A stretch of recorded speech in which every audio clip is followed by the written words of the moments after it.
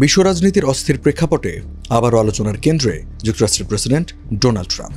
একদিকে নিজেকে শান্তি প্রতিষ্ঠার মধ্যস্থতাকারী হিসেবে তুলে ধরছেন, অন্যদিকে দিচ্ছেন দক্ষিণ আমেরিকার দেশ ভেনেজুয়েলায় সামরিক পদক্ষেপের হুমকি।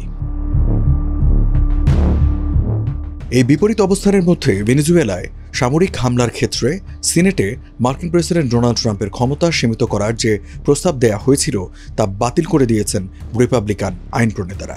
দুজন রিপাবলিকান ডেমোক্রেটদের সঙ্গে যোগ দিয়ে প্রস্তাবটির পক্ষে ভোট দিলেও তা যথেষ্ট ছিল না। শেষ পর্যন্ত 51-49 ভোটে বাতিল হয় প্রস্তাবটি।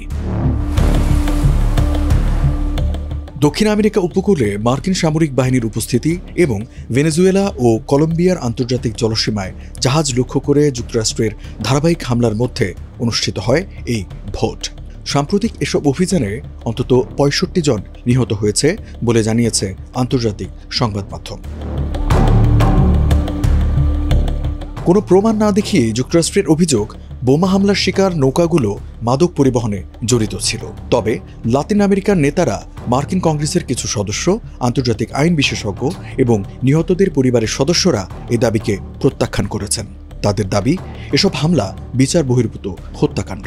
নিহতদের বেশিরভাগই ছিলেন সাধারণ জেলে, জীবিকার সন্ধানে সাগরে নেমেছিলেন তারা।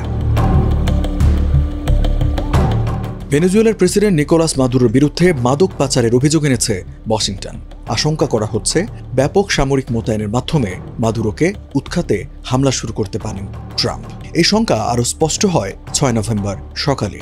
সিনেটের ভোটের আগে ভেনেজুয়েলার উপকূল বরাবর ক্যারিবিয়ান সাগরের ওপর দিয়ে উঠতে দেখা গেছে দুটি মার্কিন B-52 বোমারু বিমানকে। এদিকে সাম্প্রতিক এক জরিপে দেখা গেছে যুক্তরাষ্ট্রে মাত্র 18% মানুষ মাদুরো সরকারকে উৎখাতে সীমিত সামরিক শক্তির ব্যবহারকে সমর্থন করেন।